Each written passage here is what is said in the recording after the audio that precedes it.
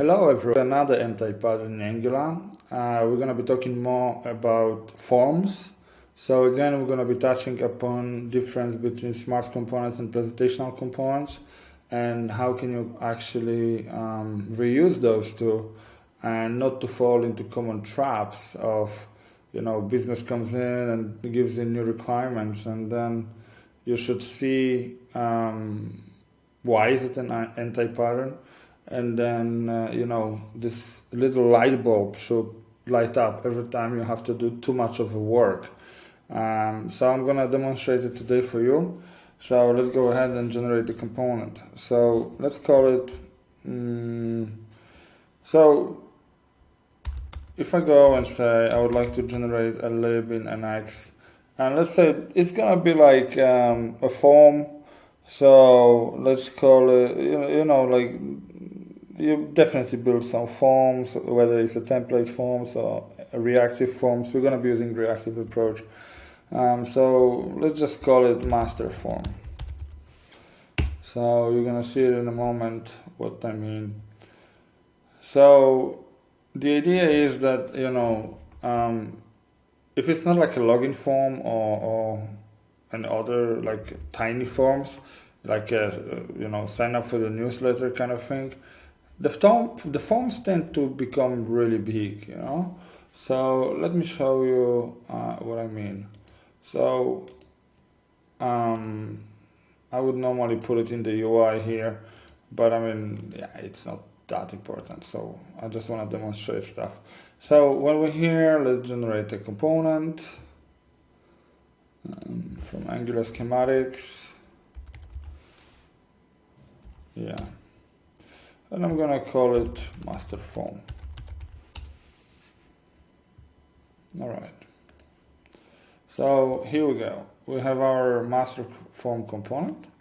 So let's start to build it. So obviously we would first start with importing all the necessary modules. I believe it's a reactive form. Oops, not in this place. We're probably gonna need some browser module as well. But let's have a look. So how do we typically do it?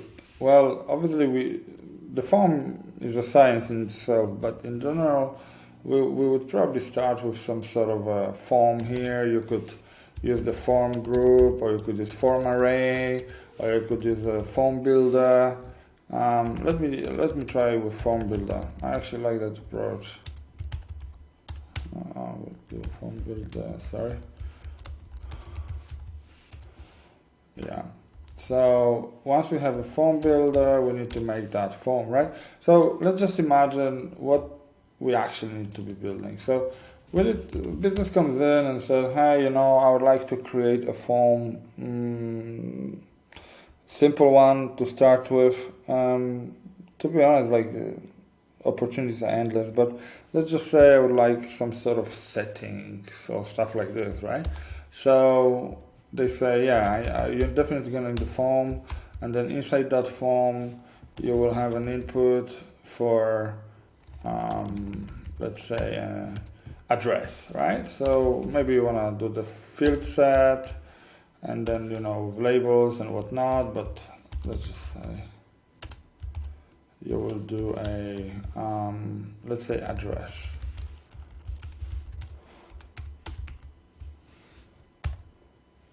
Yeah, that doesn't really matter. So let's say what we need is we need something for like the city. We're gonna need more of this. We're gonna need things for your address, like the line address could be 2 lines or whatever. Maybe we also need state, or maybe we're gonna need the country. We might need the zip code. So whatever, it doesn't really matter. So we're gonna have like a lot of those forms, right? So what you're gonna do is you're gonna go ahead and build that in here, right? So you need to use you need to bind the data. I mean, you don't wanna Angular ships with already prepared forms, so why would you like not use it? So we're gonna say it's a form, and then it's gonna be this fb dot group. I believe we need an object here, right? Yeah. And then we're gonna say we're gonna have a for each one of them. You're gonna have something for the zip with all the configuration, right? So you're gonna pass in like the validators and whatnot. I'm not gonna teach you about the forms. It's not the scope of this video. So you're gonna have one for each. I think it was a city. So it's not important. What is important is that this form will become pretty big, right? So let's say business comes in. Obviously here you would use the form control. You can use form control name, and then you have to bind the form here, right? And so on.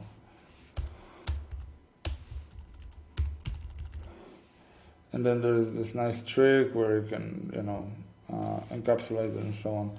But generally, you would go with address.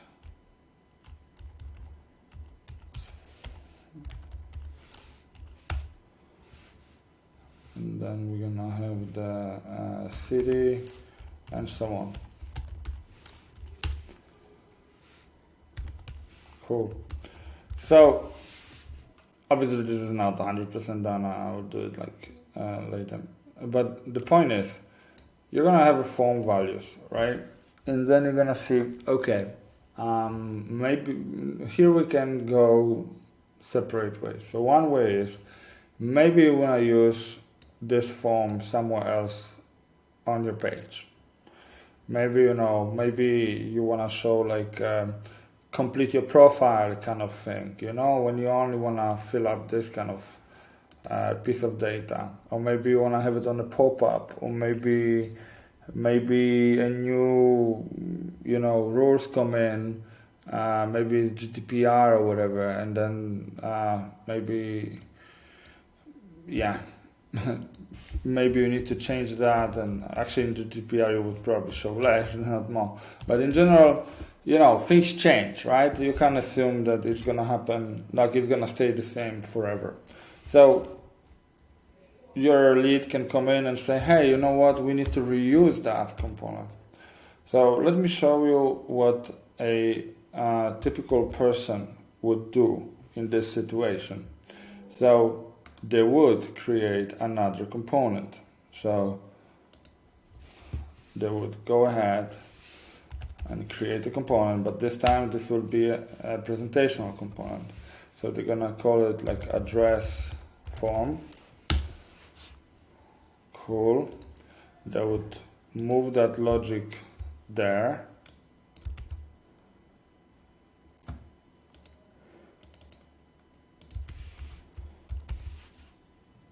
Now, you see, the problem is they need to access that form. So what a typical developer does is he creates an input for it.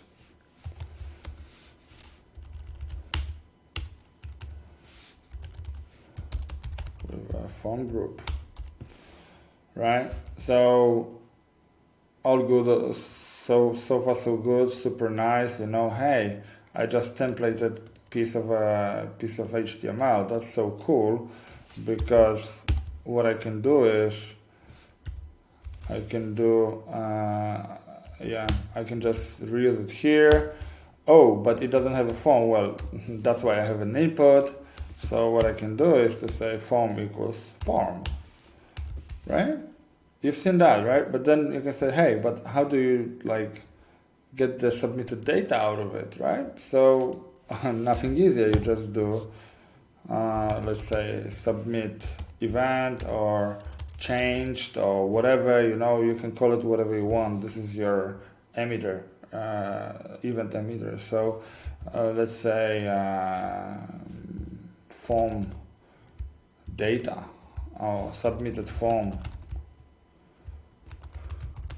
whatever.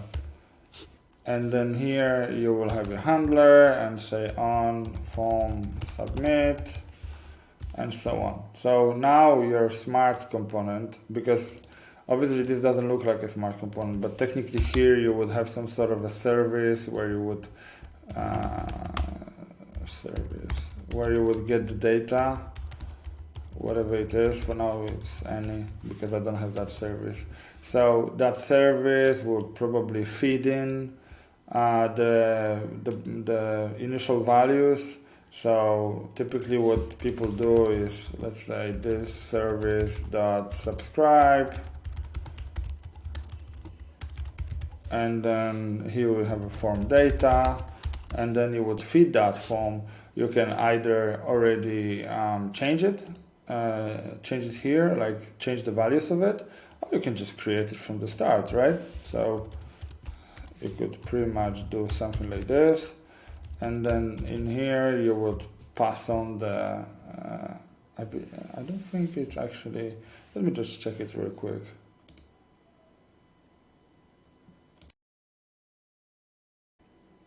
So you would have an array, and then you would feed the data. So you would have a form data dot address and so on, and then the next is the validator. So you would have all this kind of thing going on. So I'm showing you like super basic example. I can grow it to something much bigger just in a bit, so you can get a pretty good sense about it. But the point is, you feed the data in a smart component in the form, then you inside the template you would pass on that data there, and then once you're here, you can handle it and maybe send it back, right? So you would say service dot send form or whatever, and then you can either get directly from here with the value, or you could model it better or whatever, you know, it doesn't matter. It also doesn't matter if you use a state or not. The important part is the flow in which you move. So far so good. Oh, and I think this is a form control, sorry. Anyway, so the flow is the same, right? So let me show you, like, so you've probably done that, right? Oh, sorry, and I forgot to emit. So you would have output with form, submitted form.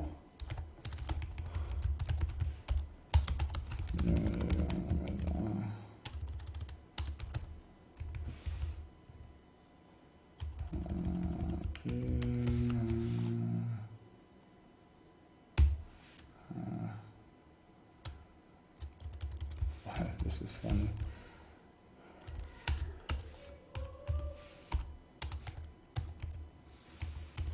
Emitter is funny.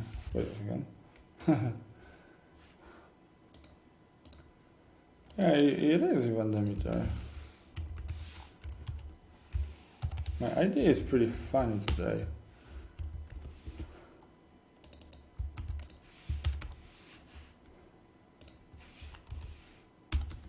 Oops, I believe it's in the car. Something is funny with my idea today.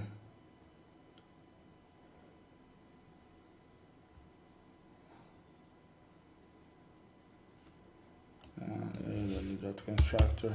You don't need this as well. Alright, anyway, but that's the flow. So people do it over and over again, and I'm asking them, like, why do you do that, right? And then they say, well, it's great, right? Isn't it great? Look, I have a form. It's in one place. Now I can, you know, maybe process that form before I submit it or whatever. I mean, it's reusable, right?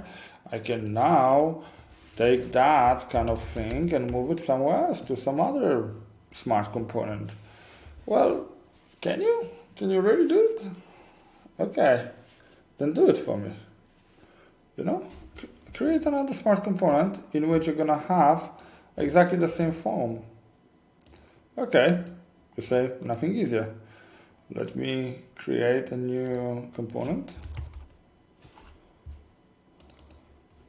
And then you call it second master form. Great. All good. All good and sound. Second master. You said all you have to do is to copy it, right? Okay, don't do it. I copy it. Oops, no, actually, it's not. I have to do, well, of course I need the form. So I can just copy it from here, right? What if the data is different? Okay, that's no problem, because I mean, it's the form that I'm building, and the data I can bind whatever I want. Okay, cool. But I mean, think about it.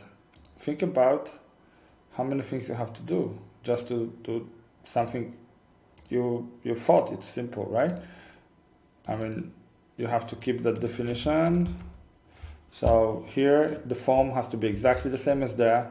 You could already consider that a dry violation, right? You can say you repeat yourself, you repeat the code. So that's not very clean, because you wouldn't have to do it normally.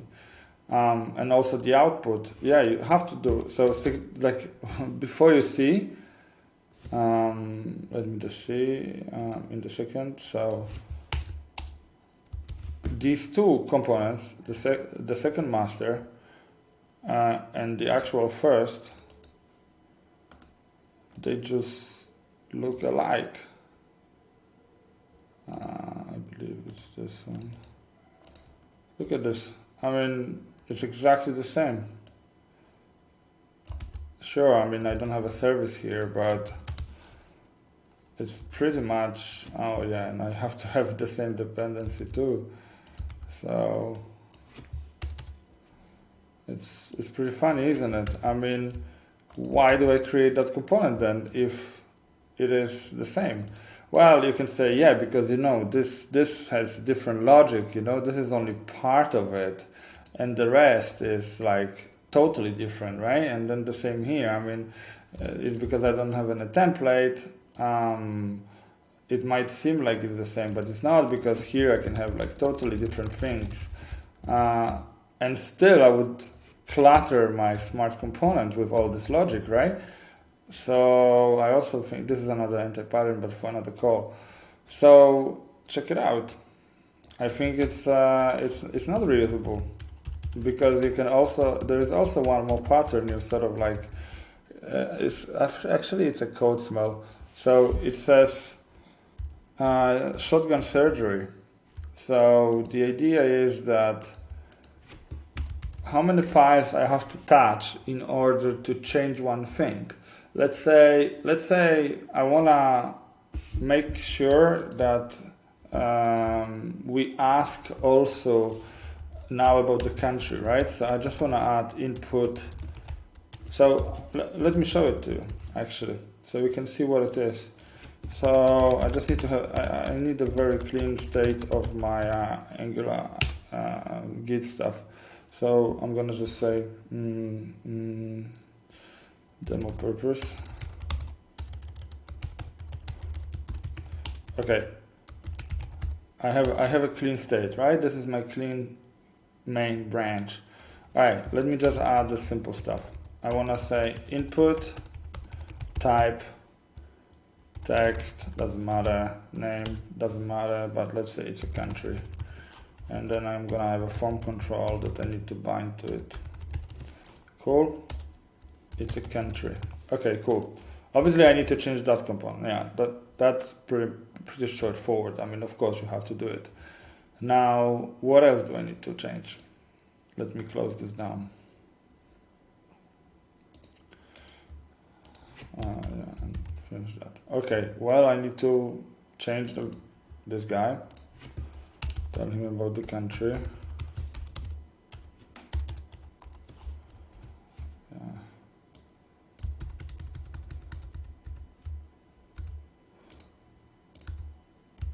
Yeah, my editor is doing funny things today.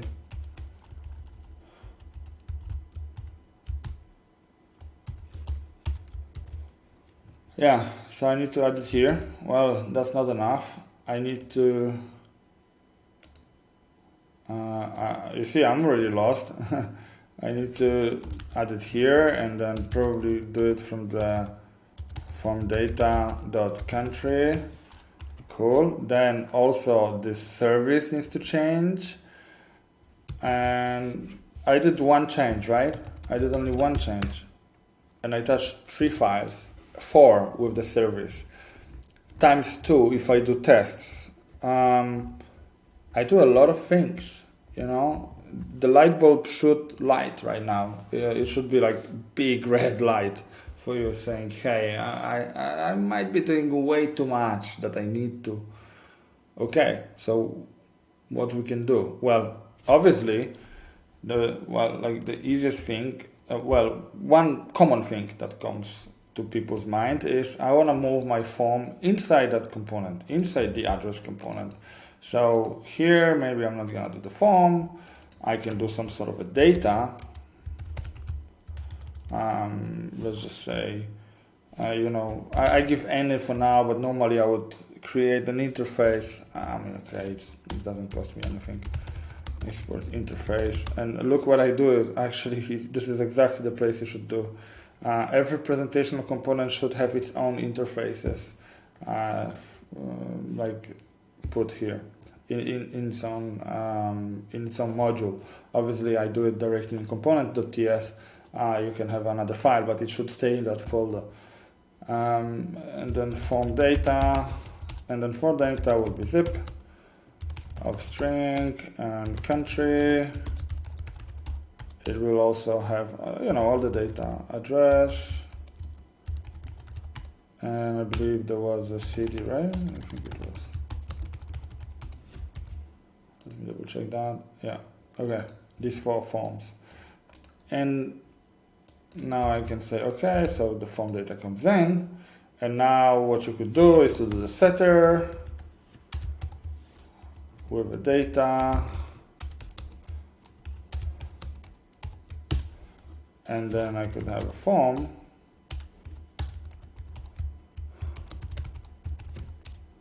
filled up right here.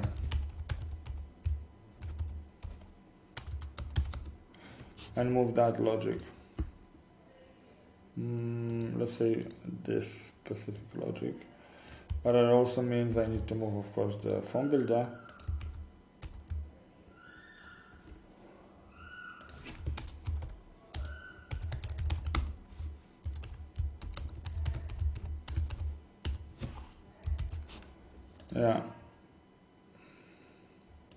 Yeah, okay, I wouldn't call it the same, so let's just say form group, I don't know. So this is much better, right? Because now if I change something about my form, it's gonna be here, so that's pretty cool. And this is true, this is much better. But then you can go one step forward, because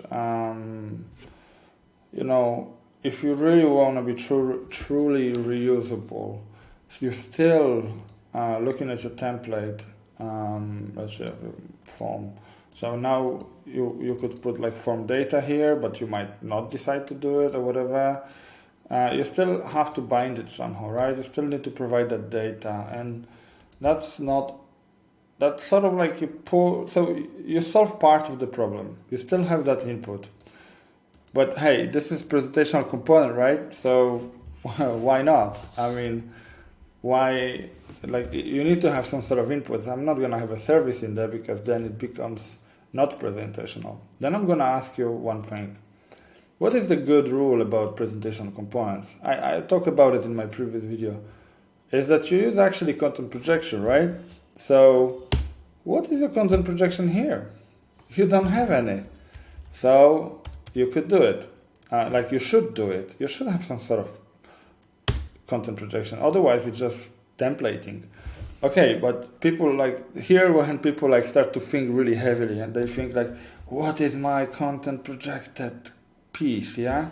And guess what they always come up? They always come up with a button of type submit. And then, save.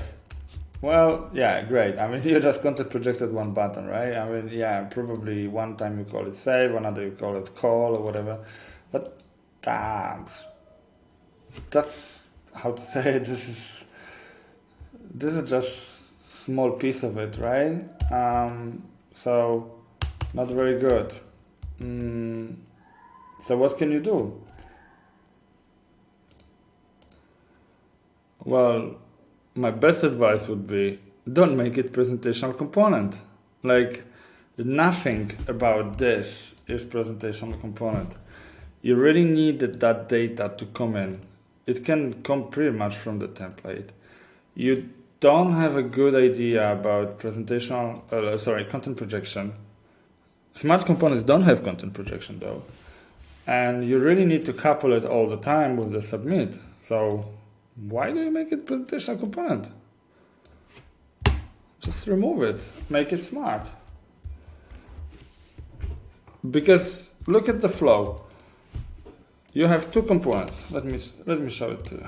So I am already in like a master component, right? But let's just say I have my master form. So master form knows about the address form, right? So it knows about this one. And then this one, so pretty much all it does is templating the pieces of inputs. That's it. Okay, yeah, sure, it creates a form inside, but it doesn't do much. So you have this component needs to create a state, inject that in, then listen to it, and then submit the data. It's pointless in my opinion, because whenever you see this kind of pattern, when you have an input and output of the same data, you're templating. You're not really enriching your application. You just think you are, but you really cause more damage to your code base than you actually gain from it. As I showed you, moving it around, dragging those, dependencies and like preparing your smart components to be exactly what your presentational needs. It sort of like inverts the principle. The principle would be the smart is smart, and then the presentational are sort of dumb. All you do is just, you compose them inside the template, and then you listen to some sort of like changes in them, and then you combine it into bigger, smarter strategy. So that's how it works. But now it seems like this presentation components is smarter than this one. That's not what you want. So there's nothing wrong about this being a smart component, knowing a lot of stuff, and this is being another smart component. Trust me, it's gonna pay big time, because if it looks like this, you will have real reusability. You're gonna move things around.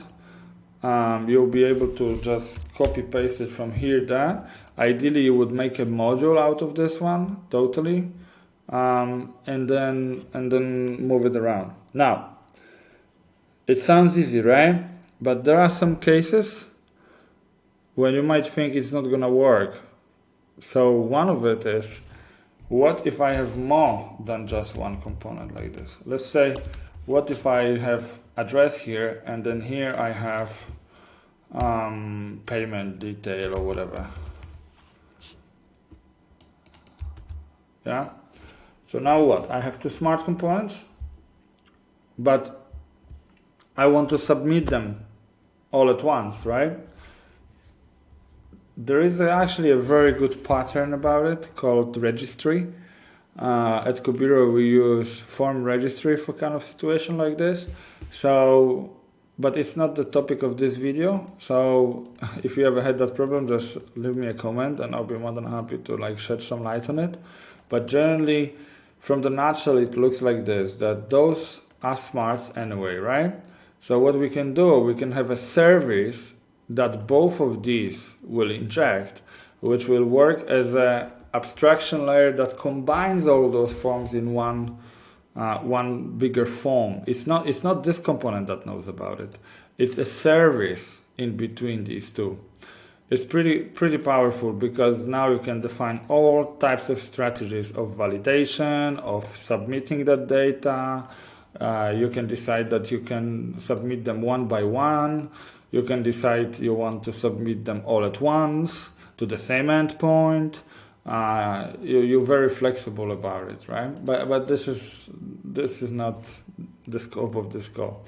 What I want you to know is, like, make your forms smart components. That's the takeaway. If you're gonna learn anything from this video, is this: try to keep your forms smart components. And there is one more trick, actually, you really have to know it, is change detection. It's a good and recommended way to use change detection mechanism called using on-push strategy. You see, if you're gonna use inputs like that, it's because this input is pretty advanced. The change detection might not pick up on changes. So you might struggle with having an on-push strategy and the presentational components like this. So you might realize that, hey, it doesn't update the view. And part of it is simply because the change detection, it's a well-known sort of issue. You need to be sort of careful. But if you make this component smart, you could even use on-push strategy. You can even, decide yourself what you want to do with it. I mean, you can turn off totally the change detection and attach it again at some point, at the moment of submit or something like this. So it gives you a lot more powerful, capabilities. So yeah, I hope I explained you something. It's a bit chaotic video today, but I mean, I wanted to give you something this weekend, and yeah, I hope you learned something. I hope you enjoyed it. Let me know how it goes. Until the next video.